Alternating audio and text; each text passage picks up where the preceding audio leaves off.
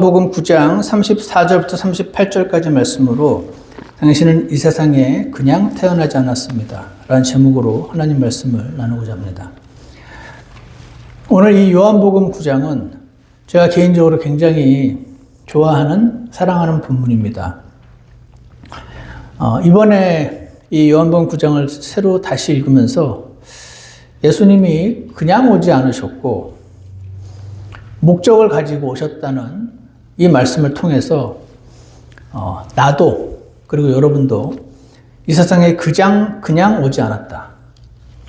어떤 목적을 가지고 하나님께서 보내셨다 하는 것을 드러내주고 계시는 그런 본문이라는 생각이 들었습니다. 오늘 저와 함께 이 본문 말씀을 살펴보시면서 과연 그런가? 과연 나는 그냥 우연히 태어나게 된 존재인가? 그렇지 않으면 하나님께서 예수님만큼은 아니겠지만 어떤 목적을 가지고 이 세상에 보내셨는가 하는 부분을 한번 살펴보는 시간이 되기를 원합니다. 먼저 요한복음 오늘 본문은 제가 짧게 뒷부분만 읽었지만 9장 전체적인 내용을 가지고 말씀을 나누려고 하는데요. 1절부터 5절까지를 잠깐 보겠습니다. 여기 보시면은요, 저와 여러분은 이 세상에 그냥 태어나지 않았다 하는 것을 보여주고 있는 본문입니다. 1절 보십시오. 예수님께서 지나가실 때에 태어날 때부터 눈먼 사람을 보시매 그분의 제자들이 그분께 여쭈어 이르되 선생님이여 누가 죄를 지었기에 그가 눈먼 자로 태어났나이까 이 사람이니까 그의 부모니까 하니 당시의 유대인들은 아마도 하나님께 순종하면 축복이, 불순종하면 저주가 임한다는 가르침이 깊이 박혀 있었던 것 같습니다. 사실은 이런 생각은 비록 유대인뿐만 아니라 전 세계 모든 사람들의 속에 심겨져 있는 어떤 사상입니다. 그러다 보니 어떤 사람이 태어날 때부터 눈이 멀게 태어난 사람을 보고 이건 분명히 눈이 멀게 태어난 저 사람이 무슨 죄를 지어서 벌을 받아서 저렇게 눈이 멀었던지 아니면 좀 생각해 보면은 아이가 무슨 죄가 있어? 부모가 죄구나. 부모가 죄를 지어서 애가 저렇게 태어났구나. 그래서 도대체 누굽니까? 죄를 지은 거는 분명한데 누굽니까? 부모입니까? 이 사람입니까? 이런 질문을 했습니다. 그랬을 때 예수님께서 3절에서 대답하시되 이 사람이나 그의 부모나 죄를 짓지 아니하였으며 다만 이것은 그에게서 하나님의 일들을 나타내고자 함이니라. 이 말씀을 통해서 하나님은 온 세상에 퍼져 있는 뭔가 내가 죄를 짓으니까 벌을 받지라는 막연한 두려움을 정면으로 깨트려 주시는 말씀을 하고 계십니다. 하나님은 하나님께 순종하는 자를 원하시고 순종하는 자에게 축복을 약속하시고 불순종하는 자에게 저주를 경고하시긴 하셨지만 우리 일상 모든 생활이 이 단순한 이것으로 모든 것이 이루어지는 것은 아닙니다. 그래서 어떤 경우는 이 사람이 잘못하지도 않고 그의 부모가 잘못하지도 않고 이렇게 악한 세상에서 태어난 사람이 나를 만나서 어떻게 되는지를 보여주겠다라고 지금 말씀을 하고 계신 것입니다. 4절을 보시면 낮을 때 내가 반드시 나를 보내신 분의 일들을 하여야 하리라. 낮을 때가 내가 나를 보내신 분 아버지 하나님. 본인은 지금 아들 하나님이시잖아요. 하늘에 지금 셋째 하늘에 아버지 하나님이 계시거든요. 이 아버지 하나님이 아들 하나님인 나를 God the Son, 이분을 육신을 입혀서 이 땅에 보내셨을 때는 목적이 있는데 그분의 일들을 내가 지금은 해야 된다. 지금은 낮이다. 지금은 내가 그 일을 하고자 그 목적을 가지고 여기에 왔다. 그러면서 밤이 오면 그때는 아무도 일할 수 없느니라. 5절 내가 세상에 있는 동안에는 세상의 빛이로다. 이렇게 말씀을 하고 계십니다. 여기에 보면은요, 우리는 성경 전체를 보면서 예수님이 태어나셔서 이 세상에서 약 33년 반, 33년여 시간 동안 이 세상에 계셨고, 그리고 실제로 하나님의 아들로서 사역, 일을 하신 것은 겨우 3년 반밖에 되지 않는다 하는 것을 알고 있습니다. 예수님은 지금 이 3년 반 동안 이 일을 하고자 내가 보내어졌다, 아버지로부터. 그 말씀을 하시면서, 근데 이 하나님의 일을 할 수 있는 시간은 무한정이지 않고 제한되어 있었다는 것을 말씀하고 계십니다. 그분은 이 땅에서 지금 3년 반가량의 시간이 지나면 죽게 되어 있었습니다. 나를 보내신 분이 계신데, 아버지가 계신데, 그분의 일을 내가 이 세상에서 끝마쳐야 되는데, 그 일을 할 수 있는 시간이 지금 제한되어 있다. 내가 빛인데, 빛으로서 일할 수 있는 시간이 지금 제한되어 있다. 내가 빛이어서, 내가 사람들에게 빛을 비추어야 되는데, 빛을 비추어서 하나님이 어떤 분인지 환하게 보여줘야 되는데, 그 일을 할 수 있는 시간이 제한되어 있다. 이렇게 지금 말씀을 하고 계십니다. 여러분, 어디냐면, 마태복음 5장도 한번 와보십시오. 마태복음 5장 14절을 잠깐 보시기 바랍니다. 마태복음 5장 14절을 보시면, 너희는, 예수님께서 지금 제자들에게 말씀하시는 거죠. 너희는 세상의 빛이니. 방금 말씀하신 것은 내가 세상의 빛이라고 하셨잖아요. 근데 예수님을 따르는 그 제자들에게 너희는 세상의 빛이니 산 위에 세운 도시가 숨겨지지 못하리라 라고 말씀을 하고 계십니다. 또한 우리가 굳이 찾아보지는 않겠지만 에베소서 5장 8절에서 14절 말씀에도 너희가 세상의 빛이라는 말씀이 나왔습니다.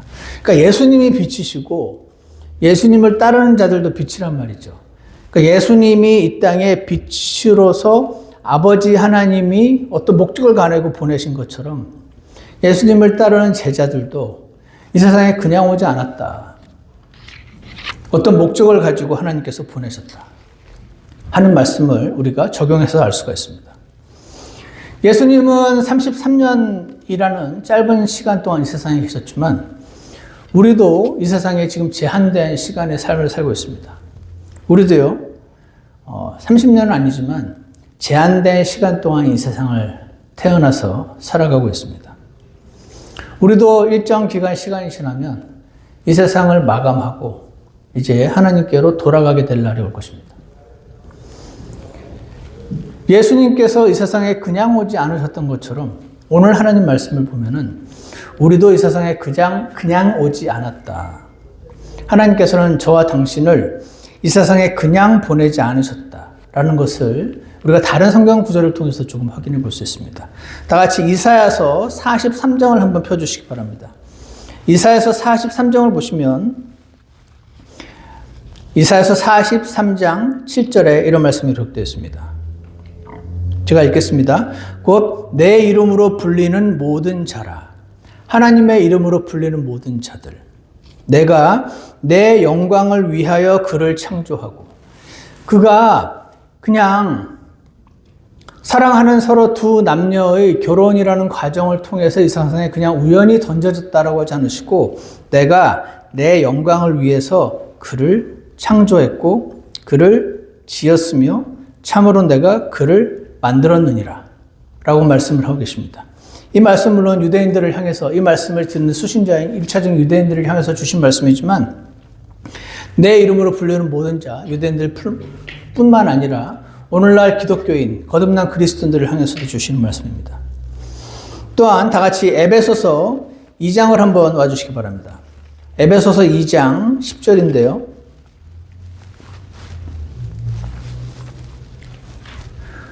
에베소서 2장 10절에 이런 말씀이 있습니다. 다 같이 한번 읽어보겠습니다. 시작. 우리는 그분의 작품이요 그리스도 예수님 안에서 선한 행위를 하도록 창조된 자들이니라. 하나님께서 그 선한 행위를 미리 정하신 것은 우리가 그 행위 가운데서 걷게 하려 하심이니라. 여기에 우리가 그분의 작품이요 라는 말씀이 나왔습니다. 이 작품이 우리 킹덤 성경에는 workmanship이라고 되어 있어요. 하나님이 공들여서 만드신 프로덕트, 어떤 제품, 결과물이라는 뜻입니다. 하나님이 여러분과 저를 만드시고 구원하신 우리는 하나님의 손길이 들어가 있는 작품이다라고 선언을 하고 계십니다. 오늘날에도 어떤 작품을 보면 일반적으로 이거는 한 초등학교 5학년이 만든 작품이구나. 어떤 작품을 보면 이것은 미술계의 거장이 만든 작품이구나. 만들어 있는 것을 보면 만들어진 것들을 통하여 만든 존재가 어떤 분인지 알 수 있는 것처럼 오늘 하나님께서는 여러분과 제가 하나님의 작품이라고 말씀하시고 선한 행위를 하도록 창조한 자리라고 말씀하셨습니다. 이 선한 행위는요, 선행을 말하는 게 아니에요. 아니, 선한 행위인데 선행이 아니란 말입니까? 네, 선행이 아니에요. 선행은요, 하나님 안 믿어도 할 수 있습니다. 불교인도 할 수 있고요, 무슬림도 할 수 있고 다 할 수 있습니다. 여기서 하나님께서 말씀하시는 선한 행위는 우리가 연결돼서 제가 읽어드리겠습니다. 요한복음 6장 28절에 이런 말씀이 있습니다. 그때 그들이 그분께 이르되 우리가 어떻게 하여야 하나님의 일들을 하리이까? 내가 하나님의 일들을 하고 싶은데 하나님 안에서 선한 일들을 하고 싶은데 어떻게 해야 됩니까? 라는 질문에 예수님께서 그들에게 대답하여 이르시되 하나님께서 보내신 자를 너희가 믿는 것 이것이 곧 하나님의 일이니라 하시니라 라고 말씀하셨습니다. 그러니까 하나님의 일을 하는 것은요, 하나님의 선한 일을 하는 것은요, 하나님을 믿는 것입니다. 하나님을 믿는 것은요, 물론 여러분과 제가 구원받을 때 믿었던 그 믿음은 인스턴트, 믿는 그 순간 하나님의 자녀로 태어났기 때문에 어떤 한 시점을 표현하는 단어이긴 하지만 여러분 요한복음 2장에 보시면 예수님께서 제자들에게 물로 포도주를 만드는 장면이 나와 있습니다. 그때 예수님을 따르던 제자들에게 물을 푸라고 한 다음에 그 물을 잔치를 주관하는 자에게 갖다 주라고 했을 때 그 물이 포도주로 변하는 것을 보았던 제자들이 맨 마지막 그 패러그래프의 마지막 문장이 그들이 예수님을 믿었더라 라고 나와 있습니다. 그 이전에도 예수님을 믿었어요, 제자들은. 그렇게 제자가 됐죠. 근데 이 일을 경험해서 예수님을 더 믿게 된 겁니다. 그들의 믿음이 더 확고하게 자란 것입니다. 마찬가지로 너희가 하나님의 일들을 하는 것, 하나님 안에서 선한 일들을 하는 것은 하나님을 믿는 것인데 이 믿는 것은 아는 것이고 이 아는 것은 알아가는 것입니다. 믿는 순간 구원받는 그 믿음뿐 아니라 이미 이 믿은 하나님이 와 이런 일도 하시는구나, 와 이렇게 나를 더 사랑하시는구나, 이런 선한 일을 베풀어 주시는 분이시구나, 어떤 때는 바로바로 응답을 안 주시는구나, 하지만 결국은 나를 사랑하시고 선한 길로 이끄시는 분이시구나 하는 것을 점점 알아가고 점점 그 믿음이 성장하는 것을 표현하는 것입니다. 따라서 우리는 이제 조금 이유를 알 수 있습니다. 왜 하나님을 열심히 믿는데? 여러분 가운데 그런 분들은 안 계셔야 돼요. 어떤 분이 예를 들어서 사업이 망했어요. 아니면 회사에서 레이오프 당했어요. 아니면 큰 병에 걸렸어요. 그럴 때 여러분 겉으로 말은 안 하지만 요즘 좀 왠지 그럴 것 같더라고. 교회도 열심히 안 나오고 언젠가 한번 하나님 치실 줄 알았어. 이런 말 들어보신 적 있으십니까? 이것은 그가 죄를 지어서 지금 날 때부터 눈이 멀었습니까? 그의 부모가 죄를 지은 것입니까? 했던 그 사람들의 인식 수준과 똑같은 인식 수준이다 라고 말할 수 있습니다. 그런 것이 아닙니다. 로마서 8장 28절에서 우리가 알거니와 하나님을 사랑하는 자들 곧 그분의 목적에 따라 부르심을 받은 자들, 우리 거듭난 그리스도인들을 가리켜서 그분의 목적에 따라 부르심을 받았다고 말씀하십니다. 그들에게는 어떻게 된다고요? 모든 것이 합력하여 선을 이루느니라 라고 말씀하고 계십니다. 오늘 하나님께서 하나님 안에서 선한 일을 위해서 창조하셨다는 말씀, 이것은요 여러분이 인류를 위해서 아니면 사람들에게, 주변 사람들에게 본이 되는 사람이라 되어라, 본이 되는 사람이 되어라 라는 뜻이 아닙니다. 본이 되는 것 자체가 나쁜 거 아니죠. 하지만 여러분 잘 생각해 보십시오. 본이 되는 건요 하나님 안 믿어도 가능합니다. 하나님께 칭찬을 받는 사람이 되어라. 그것이 하나님께 영광이 되는 삶인 것입니다. 하나님을 높이는 사람이 되는 것입니다. 그것이 하나님께 영광이 되는 것이에요. 그러니까 하나님을 모르는 다른 종교인들도 할 수 있는 그 일 말고 하나님을 높여서 하나님께 칭찬을 받는 사람, 그것을 말하는 것입니다. 그래서 예수님께서 이 세상에 계신 동안은 예수님이 빛이셨고 목적을 가지고 오셨었고요. 예수님이 떠나신 지금은 거듭난 그리스도인들이 세상의 빛으로서 하나님께 영광이 되는 삶을 살라고 우리에게 말씀하고 계신 것입니다. 예전에 제가 아까 읽었던 에베소서 2장 말씀 10절에 우리는 그분의 작품이요 할 때 그 작품을 우리나라의 지금 아마 돌아가셨는지 제가 정확히 모르겠는데 한국에 되게 유명한 그 장로교 목사님들 네 분이 계세요. 옥하는 목사님, 또 홍정길 목사님, 또 맞아, 네 분 있어요. 여러분 다 아세요.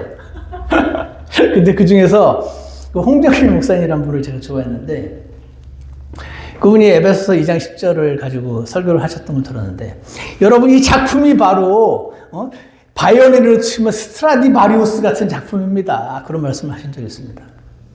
제가 그 이후에 이 단어를 제가 그리스도 사전을 찾아봤습니다. 그 단어를 꼭 그런 단어로 쓰는 건 아닙니다. 그냥 만들어진 작품, finished product라는 뜻이긴 하더라고요. 하지만 그 단어 자체에 그런 뜻이 있어서라기보다는 충분히 이렇게 적용할 수 있는 말인 것 같습니다. 이 스트라디바리우스라는 바이올린 아시죠? 굉장히 비싼 바이올린. 제가 인터넷에서 물어보니까 1,500만 달러 이상의 가격으로 팔린 적이 있다고 뭐 그런 말 하더라고요. 1,500만 달러에 해당되는 그 스트라디바리우스 같은 작품이다. 여러분과 제가. 그럼 이런 질문이 나오죠. 근데 왜 소리가 이 모양입니까, 하나님? 그죠? 답은 뭡니까? 여러분이 스트라디바리우스가 아니어서 그런 게 아니고 하나님의 손에 들려지지 않았기 때문에 그렇습니다.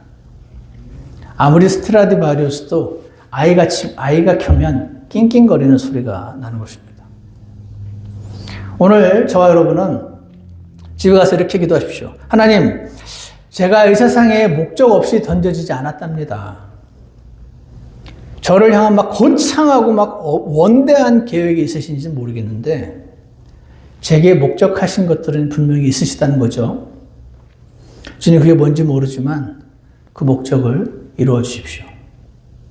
이렇게 기도하시겠습니까?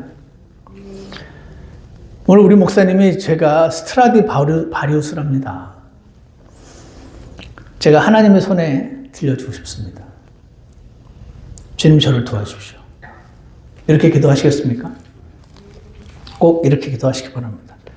여러분과 제가 예수님이 이 세상에 그냥 오시지 않으셨듯이 빛이신 그분이 그냥 오시지 않으셨듯이 우리도 빛이라고 말씀하신 우리도 이 세상에 그냥 태어나지 않았다 하는 것을 꼭 기억하시길 원합니다. 다음 6절과 7절 보십시오. 이렇게 말씀하시고는 그분께서 땅에 침을 뱉고 침으로 진흙을 이겨 그 눈먼 사람의 눈에 진흙을 바르시며 그에게 이르시되 가서 실로암 못에서 씻으라 하시니 실로암은 번역하면 보내어졌다는 뜻이라. 그러므로 그가 자기 길로 가서 씻고 보게 되어 왔더라. 이 말씀 통해서 우리가 알 수 있는 것은요, 여러분과 제가 이 세상에 그냥 태어나지 않았으니까 오직 하나님께만 순종하기를 결심해야 한다는 것입니다. 왜 그러냐면요, 여러분, 예수님이 지금 안식일인데 땅에다 이제 침을 뱉어서 그걸로 이렇게 진흙을 이렇게 이겨서 눈먼 사람의 눈에다 이렇게 발라서 눈을 뜨게 하셨단 말이죠. 유대인들의 그 오럴 트래디션, 구전 율법을 책으로 나중에 정리를 했어요. 그거를 미시나라고 부릅니다. 미시나가 6개의 섹션으로 나눠져 있고, 그 다음에 63개의 트랙테이츠. 우리 성경은 66권으로 구성된 것처럼 미시나는 63개의 책으로 구성이 되어 있습니다. 거기에 샤바트라고 하는 안식일 규정이 나와 있어요. 우리 성경에는 없어요. 성경에는 안 나와 있는데 그들이 이렇게 하는 게 안식을 지키는 거라고 그들이 구약 성경에다가 추가해서 집어넣습니다. 뭐라고 되어 있냐면, 안식일에 이거를 하면 안식일 어기는 거다라고 하는 39가지 노동, 해서는 안 되는 노동이 언급이 되어 있습니다. 멜라코트라고 한다고 합니다. 그 중에 하나가 라시, 반죽하기입니다. 구약 성경에는요, 안식일날 반죽하면 어기는 거야. 그런 규정이 없습니다. 성경에 어디 그런 게 써 있어? 없습니다. 그런데 라시라는 그 부분을 보면 미시나를 보면은 라시 반죽하기란 밀가루와 물을 섞어서 반죽을 만드는 것뿐 아니라 흙과 물을 섞어서 진흙을 만드는 것도 포함한다라고 규정이 되어 있습니다. 그러니까 예수님은 안식일을 어기지 않으셨는데 그들의 규정에 따르면 예수님이 침을 뱉어서 흙과 섞어서 진흙을 만드는 것은 네딩. 이어서 안식일 노동 규정을 어긴 것이 됩니다. 탈무드라는 게 있어요. 미시나 구전율법 플러스 그 구전율법에 대한 설명이 붙어 있는 게마라는 걸 미시나와 게마라가 합쳐진 것을 탈무드라고 부릅니다. 이 탈무드는요, 예루살렘 탈무드가 있고 바빌로니아 탈무드가 두 종류가 있어요. 예전에 바빌론 포로로 잡혀갔다가 이스라엘 사람들이 돌아오는데 일부만 돌아왔어요. 거기서 자리 잡고 잘 먹고 잘 살던 유대인들이 바빌론에 그대로 남아있어요. 그래서 굉장히 커다란 커뮤니티를 이루고 매우 발전을 했었다고 합니다. 거기서 이것을 집대성한 바빌로니아 탈무드라는 게 있습니다. 바빌로니아 탈무드 샤밧 14장 4절에도 약을 만드는 행위와 혼합하는 행위는 안식일에 금지됨 써있고, 바빌로니아 탈무드에도 진흙을 바르는 행위도 치료의 의도로 하면 금지됨. 그래서 예수님은요, 안식일을 대놓고 어기신 겁니다. 근데 사실은 안식일을 어긴 게 아니죠. 안식일 날 성경에도 없는 그들이 선한 의도였겠죠. 여러분도 그러시잖아요. 여러분 교회에 오실 때 합당한 옷을 입고 오십시오. 이렇게 제가 말씀드리면, 목사님, 치마가 무릎 몇 센치까지가 합당한 겁니까? 그걸 정해주세요. 그게 편합니다. 이런 식으로 생각하시는 분들 많이 있습니다. 사람은요, 은근히 또 정확한 걸 좋아하거든요. 그것만 지키면은 나는 이걸 어기는 게 아니야. 이렇게 하고 싶단 말입니다. 아마 그런 의도가 깔려 있었을 겁니다. 그래서 이렇게 한 거예요. 그런데 예수님은요, 잘 생각해 보세요. 이 바리새인과 이 사람들은요, 종교 지도자예요.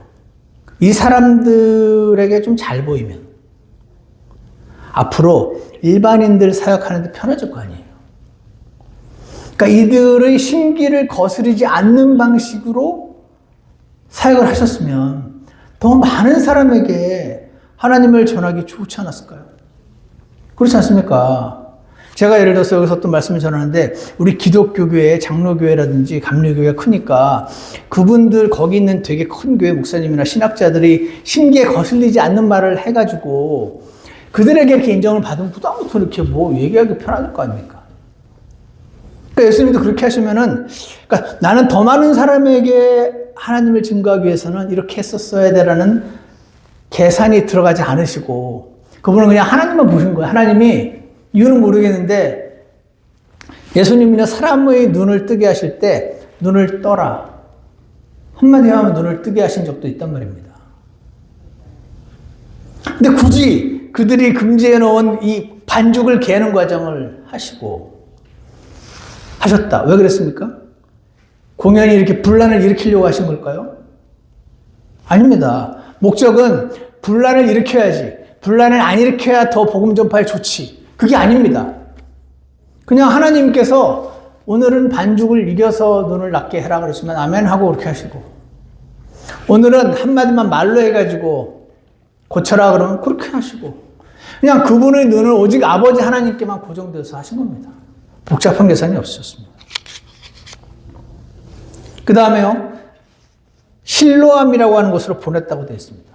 실로암이 보냄을 받았다는 뜻이라 라고 굳이 성경에다 기록을 해놨어요. 그래서 저는 그냥 그런가 보다. 예수님이 이 사람을 눈에다가 이제 그 진흙 그거를 바른 다음에 보냈으니까 그런 의미에서 그냥 실로암 보냈다는 거랑 그냥 연결돼서 그렇게 성경에다 적어놨나 보다. 별 생각 없이 넘어갔단 말입니다. 지금까지.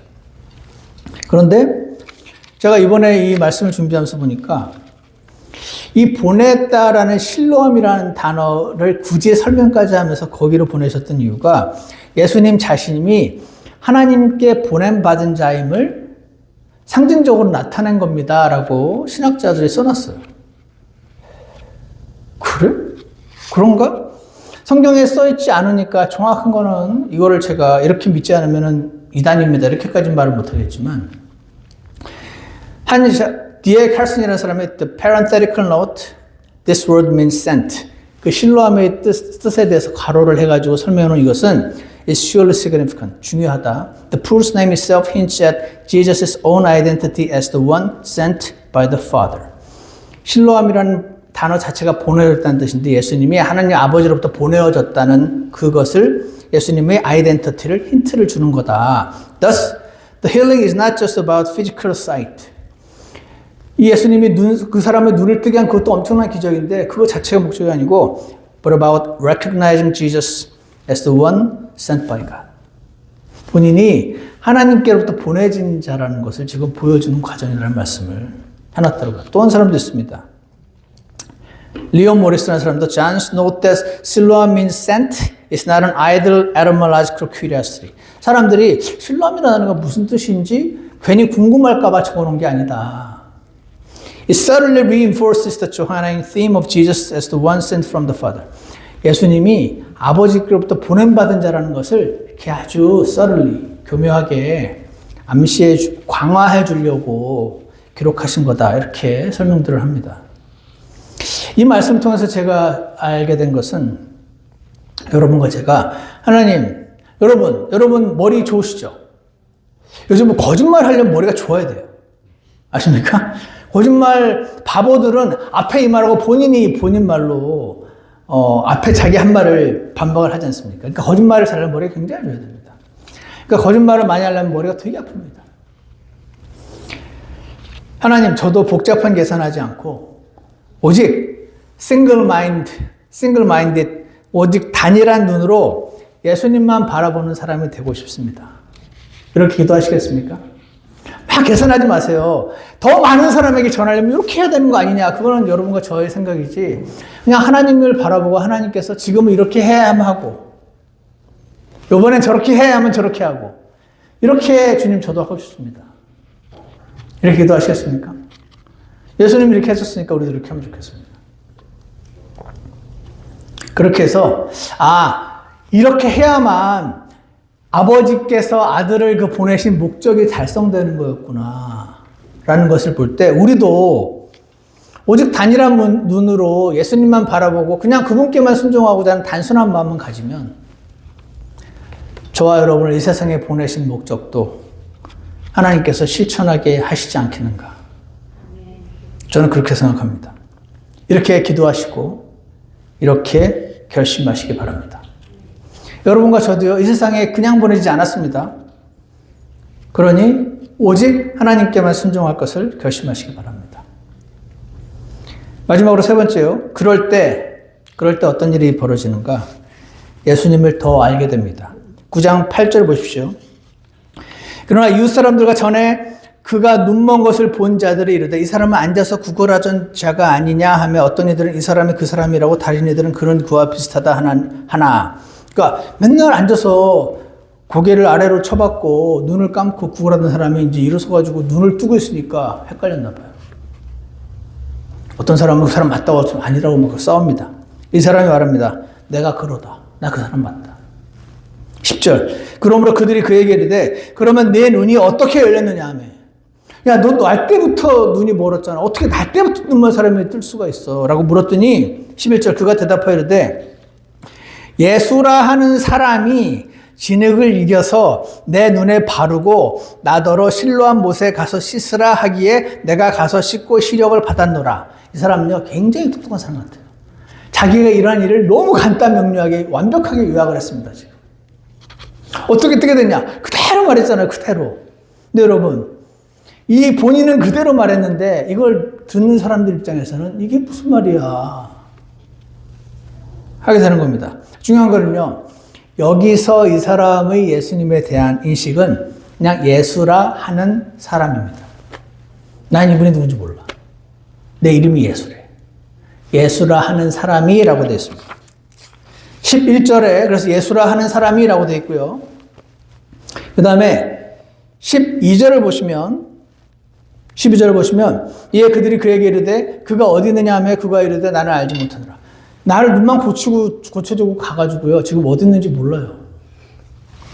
그 다음에 17절을 보십시오.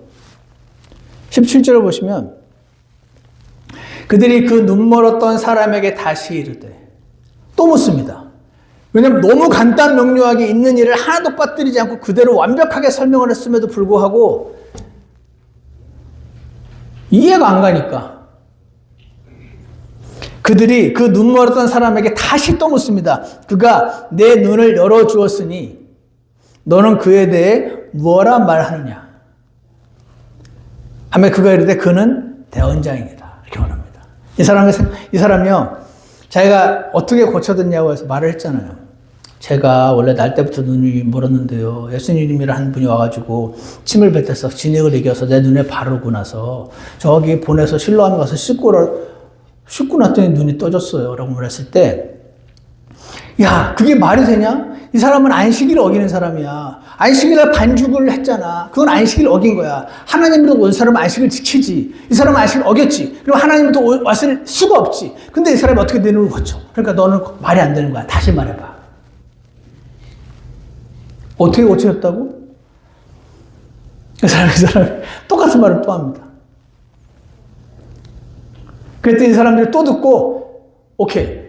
네가 이 사람에 의해서 눈이 고쳐진 건 알겠어. 그럼 너는 이 사람, 네가 평가하기에 이 사람은 뭐야?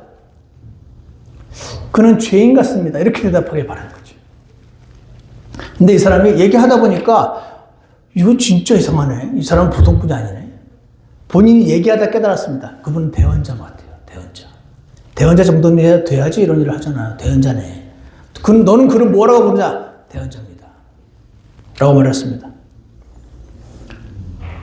18절 그러나 유대인들은 그에 관한 일 곧 그가 눈멀었다 시력을 받은 것을 믿지 아니하다가 그래서 안 믿게 되는 겁니다. 왜냐하면 안식을 어겼잖아요. 안식을 반죽을 했잖아요. 반죽은 건 안식을 어기는 거고 하나님으로부터 안식일을 절대 어기지 않는다. 어겼으니까 이 사람은 하나님으로부터 온 사람일 수가 없는데 이해는 가시죠? 이해는 가잖아요. 그러니까 이제는 얘는 애가 좀 얼떨떨해서 잘 모르는 것 같아. 부모와 봐. 날 때부터, 진짜, 날 때부터 이런 사람 맞아? 괜히 눈 사실은 보이는데 눈 대신 돈 벌려고 눈 감고 있다가 지금 뜬 거 아니야? 라고 묻습니다. 그랬더니 이 부모님이 내가 아는 건 내 아들이 날 때부터 눈이 멀었다는 겁니다. 어떻게 됐는지 저도 모르겠습니다. 그가 장성했으니 그에게 직접 물어보십시오. 이렇게 대답을 합니다. 그랬더니요,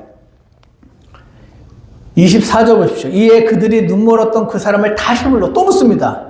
어떻게 됐다고? 어떻게 눈이 떠졌다고? 야, 말이 안 되잖아. 이 사람이 안식일 어긴 사람인데 안식일 반죽을 했는데 어떻게 이 사람이 하나님부터 온 사람일 수가 있어. 하나님을 온 사람은 안식일을 절대로 어길 수가 없는데 이 사람은 죄인인 건데. 죄인이 어떻게 메시아만 일으킬 수 있다고 이사야서 35장에 기록되어 있는 사람의 눈을 뜨게 할 수 있어. 네 말에 따르면 이 사람은 메시아인데 메시아가 안식일을 어길 리가 없잖아. 여러분, 이들의 이 괴로움을 이해가십니까? 이들은 성경에 적혀있는 안식일을 어긴 적이 없다는 사실을 이해할 수가 없었어요. 왜냐하면 이들의 머릿속에는 하나님 명령은 단순하게 되어 있었는데 거기에 사람들이 명령을 갖다 붙인 내용을 전부 성경으로 생각하고 있었기 때문에 그런 것이라고 저는 생각합니다. 그래서 이렇게 말합니다. 24절. 이에 그들이 눈물었던 그 사람을 다시 불러 그에게 이르되 찬양을 하나님께 드리라. 이게 무슨 말입니까? 그 사람은 대언자가 아니고 죄인이다. 이렇게 말해라. 그 뜻입니다. 그래야지 네가 정직하게 대답하는 거니까 하나님께 영광을 드리고 찬양을 드리는 거잖아. 제발 저 사람이 대언자라고 말하지 마. 고쳤다고 말하지 마. 그 말을 이렇게 표현한 겁니다. 찬양을 하나님께 드리라. 지금 하나님을 그대로 높이고 상을 잘 들고 있구만. 찬양을 하나님께 드리라. 우리는 이 사람이 죄인인 줄 아노라. 생각해봐. 안식일 어겼잖아. 25절. 그가 응답하여 이르되 그가 죄인인지 아닌지 난 모르겠어. 내가 확실히 아는 건 나는 날 때부터 눈이 안 보였다는 거고. 예수라고 하는 대언자가 와서 내 눈을 뜨게 했다는 것이요. 이 사람은요, 이 유대인들의 협박과 온갖 여러 가지에도 불구하고 이 사람은 자신의 긍휼히 여겨서 눈을 뜨게 하신 예수님을 다르게 말할 수가 없었습니다. 이 사람은 있는 그대로만 지금 말하고 있습니다. 정치인들은 있는 그대로 얘기 안 하죠. 그렇지만 이 사람은 있는 그대로 말하고 있습니다. 그러면서 26절 보십시오. 그때 그들이 다시 그 얘기를 해. 그가 내게 무엇을 하느냐? 그가 어떻게 내 눈을 열어줄 품었습니다. 여러분, 이게요, 사실은 이상한 건데, 이게 구원받지 않은 사람의 눈으로 보면 이 사람의 질문이 굉장히 이해가 갑니다. 이해가 안 가는 겁니다. 다 또 묻습니다. 또 묻고 원하는 대답이 나올 때까지 또 묻고 하고 있습니다, 지금. 그랬더니 27절 이 사람이 이제, 비꼬입니다. 그가 그들에게 대답할 때 내가 이미 당신들에게 고하였어. 당신들이 듣지 아니하고. 얘기를 계속하는데 안 듣는 거죠. 어찌하여 다시 듣고자 하나이까. 당신들도 그의 제자가 되고자 하나이까. 원래 제자가 스승의 말을 자꾸 또 듣고 싶어 하잖아요. 내가 어떻게 고쳤는지 계속 또 듣고 싶어 하는 거 보니까 당신이 이 사람의 제자가 되고 싶어 하는 겁니까? 라고 비꼬아줍니다. 그랬더니 그들이 그에게 욕하며 이르되 무슨 욕을 하는지 욕을 막 하면서 너는 그의 제자이나 우리는 모세의 제자다 라고 말을 하고 있습니다. 31절 보십시오. 하나님께서 죄인들의 말은 듣지 아니하시나 어떤 사람이 하나님께 경배하며 그분의 뜻을 행하면 그분께서 그의 말을 들으시는 줄 이제 우리가 아나이다. 그러니까 하나님이 예수님의 기도를 들어주시고 내 눈을 뜨게 하셨죠. 이분은요, 하나님이 그의 기도를 들어주는 그런 사람이요. 이렇게 지금 처음에는 예수라는 사람이라고 했다가 대언자라고 했다가 하나님께 기도를 하면 그 하나님이 기도를 들어주는 사람이요. 내가 세상이 시작된 이래로 32절 태어나면서부터 눈먼 사람의 눈을 어떤 사람이 열어주었다는 말을 아무도 듣지 못하였나이다. 이 사람이 하나님에게서 오지 아니하였으면 아무 일도 할 수 없었으리이다. 보세요. 어떤 면에서 너무 쉽죠. 하나님으로부터 오지 않았으면 구약에서 메시아가 오면 말 못하는 자의 혀가 풀리고 눈이 뜨이고 귀가 뜨이고 걷지 못하는 자가 다리가 풀리고 뛴다 이런 성경 구절이 적혀 있는데 그런 사례가 한 번도 없었는데 이분이 지금 일을 하고 있지 않소. 이분은 너무 쉽네. 메시아 맞네. 이 사람한테 너무 쉬운 겁니다. 근데 바리새인 입장에서는 이상합니다. 또 말해드릴까요? 이제 말 안 해도 되죠. 이 사람은 안식일은 반죽을 하면 안 돼. 반죽을 했잖아. 반죽을 했는데 어떻게 안식일을 안 어긴 거야? 안식일 어겼잖아. 안식일 어겼으면 하나님 동자가 아니지. 이 사람은 안 믿고, 이 사람은 너무 어렵고, 이 사람은 너무 쉽고. 어떻게 생각합니까? 이때 이 사람이 조금 연구를 했다라면 그거는 당신의 안식일 어기는 규정에 당신들의 추가해 놓은 규정을 어긴 거지 예수님은 안식일 어기지 않았지 않소. 이렇게 말했으면 그들이 그렇구나 하고 깨달았을까요? 아니죠. 믿지 않기로 작정했으니까. 얘가 진짜면 내가 틀린 게 되니까.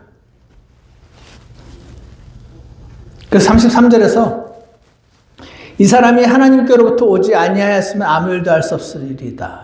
이걸 통해서 이 사람은요, 처음엔 예수라는 사람이라고 했다가, 대언자라고 했다가, 하나님이 그 기도를 완전히 들어주시는 분인데, 하나님께로부터 온 분 확실하네. 여기까지 처음에는 잘 몰랐어요. 그냥 내 눈을 뜨게 한 좋은 분이라고 생각했는데, 오히려 이 하나님 말씀을 믿지 못하는 하나님 말씀에 자기들의 규정을 추가해서 그거를 어긴 사람을 마치 성경을 어긴 사람인 양 자기들이 굉장히 하나님 말씀을 잘 따르고 모세율법을 잘 따르고 다른 사람보다 훌륭하다고 생각했던 그들의 눈에는 절대로 이해할 수 없었던 일들이 벌어질 때 그들은 예수님을 볼 수가 없었고 눈은 보이는데 볼 수가 없었고 오히려 눈 멀어서 보지 못하던 자가 그분을 환하게 보게 되는 그런 일이 지금 일어나고 있는 것입니다. 35절을 보십시오. 예수님께서 그를 내쫓았다는 것을 들으시고 예수님이요 이 그 회당에서 이 사람을 유대인 리더들이 내쫓았대요. 전에도 말씀드렸지만 이 뉴저지 전체 지역에 우리 교회 하나만 있다고 생각해 보세요. 여기 와서 사람들하고 만나서 비즈니스도 하고 여기 만나서 어떤 이야기도 나누고 여기서 무슨 정보도 얻고 이 유대인 사회의 중심지예요.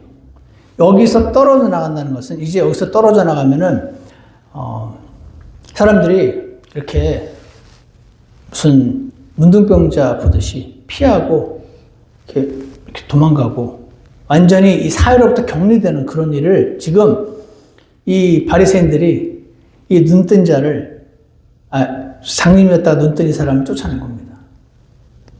그랬을 때 예수님께서요 그들이 그를 내쫓았다는 것을 들으시고 그를 만나서 오십니다.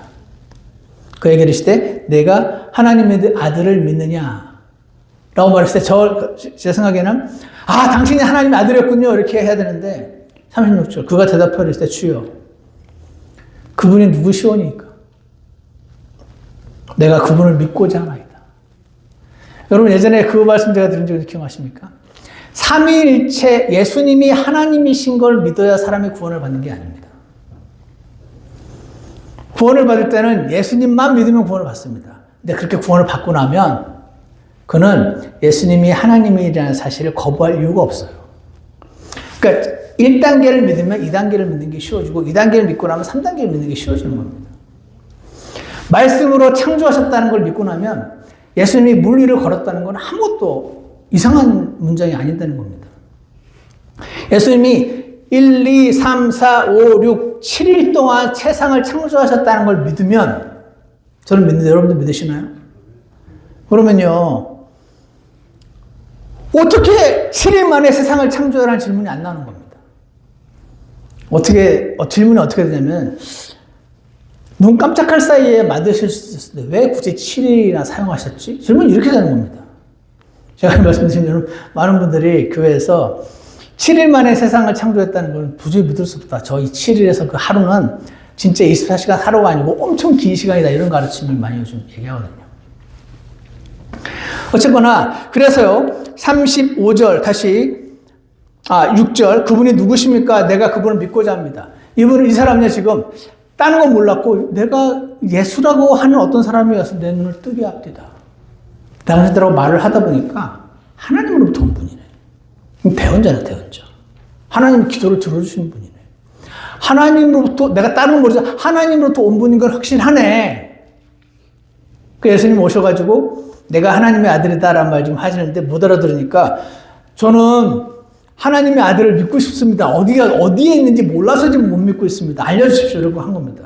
그래서 37절 예수님이 그에게 이르시되 내가 그를 보았거니와 너와 말하고 있는 이가 그니라. 와, 너무 감동 아닙니까? 그렇게 성경을 많이 공부한 바리새인들은 이분이 하나님의 아들은커녕 하나님으로부터 온 것도 못 믿겠는데 또 얘기해야 될까요?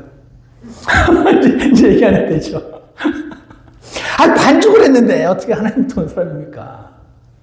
이들은 믿을 수가 없었는데 이 날 때부터 소경이니까 제 생각에 착한 자 안 읽었을 겁니다. 물론 점자로 읽었으려나? 점자도 나중에 개발되지 않았을까요? 분명히 착한 자, 그런 자 안 읽었을 거예요. 그런 사람도 누가 하나님의 아들인지 알 수 있네. 그냥 정직하게만 하면 되네. 이러면 안 돼. 그럴 리가 없어. 그 생각만 없으면 되네. 그냥 정직하게 날 때부터 눈먼 자를 뜨게 하시는 능력 자체가 보통 사람에게는 없지. 성경에 이사야 35장 보니까 눈을 뜨게 하신다고 되어 있네. 이분은 메시아 맞네. 이렇게 쉬운데 왜 안 믿나? 하는 거고, 또 말하지 않겠지만 그들은 너무 어렵고 이렇게 되는 겁니다. 그래서요 38절 그가 이르되 주여 내가 믿나이다 하고 그분께 경배하니라 라고 나와 있습니다. 예수님이 하나님인 것을 믿게 됩니다. 보이세요? 예수라 하는 자가 그는 대언자 같소. 하나님께 기도하면 다 들어주는 분이요. 하나님으로부터 온 분이 확실하네. 하나님의 아들 메시아네. 이분 본인이 아들 하나님이신 겁니다. 이렇게 된 겁니다. 그래서 뭡니까? 이 세상에 그냥 태어나지 않은 사람이 오직 하나님께만 순종하길 결심했던 예수님처럼 정직하게 나아갈 때 예수님을 알게 되고 더 알게 되고 더 알게 되고 더 알게 되는 것. 그럼 어떻게 됩니까? 예수님 많이 알면 뭐 좋습니까? 제가 오늘 굳이 이 성경 구절에 나와 있지 않아서 언급을 하지 않았지만 그런 자들에게 하나님이 예수님과 함께 다가올 세상에서 함께 통치하는 영광을 주시겠다 또 하시는 겁니다. 그래서 오늘 우리가 알 수 있는 것은요.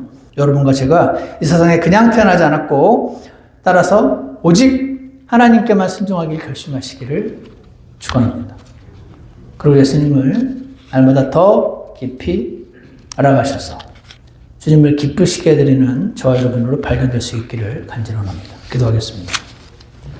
사랑하는 하나님 아버지, 오늘 저희에게 한 사람이 태어나서 그의 현재 환경은 비록 무척 괴롭고 험하고 이렇게 불행한 사람이 있을까 싶을 그런 사람이 있을지라도 그가 이 세상에 그냥 보내지지 않았으며 하나님께 오직 순종하며 나아갈 때 하나님을 더 알게 되고 하나님께 모든 영광을 받게 되는 이 원칙을 저희가 환히 알게 해주셔서 저희도 그 대열에 들어갈 수 있도록 결심하고 기도하는 자들 되기를 간절히 원합니다. 저희를 그런 방향으로 이끌어 주시옵소서. 예수님 이름으로 기도드렸습니다. 다 같이 오늘 초청찬송 27장 3번 부르겠습니다. 2번 부르고 나서 잠깐 기도하는 시간 갖겠습니다. 27장입니다.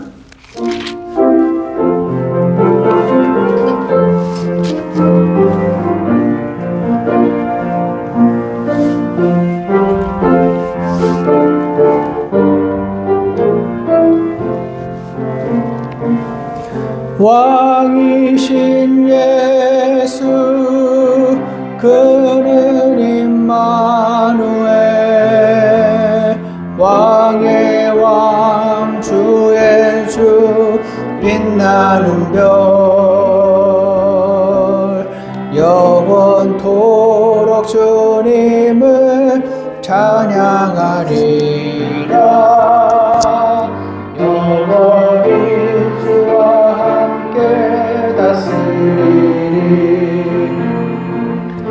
왕이신 예수 그는 임마누엘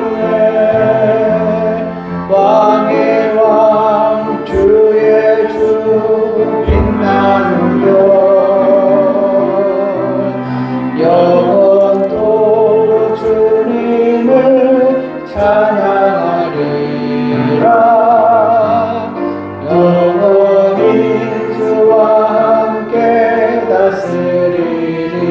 오늘 잠깐 기도하는 시간 갖겠습니다. 오늘 우리의 인생이 주 하나님을 더 깊이 알아가는 인생이 되길 원합니다. 이 세상에 보내신 목적이 있다고 하셨으니 목적을 완수하기 원한다는 고백을 주님께 드리기 원합니다.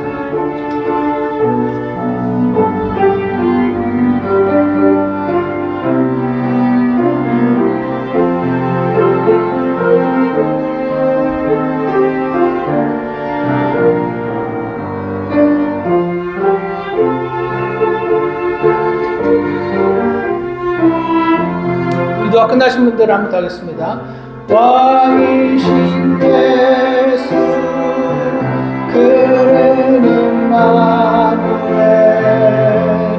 왕의 왕 주의 주 빛나는 별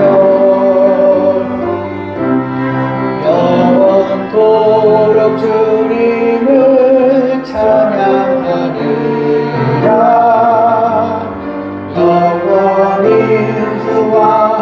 함께 다스리리.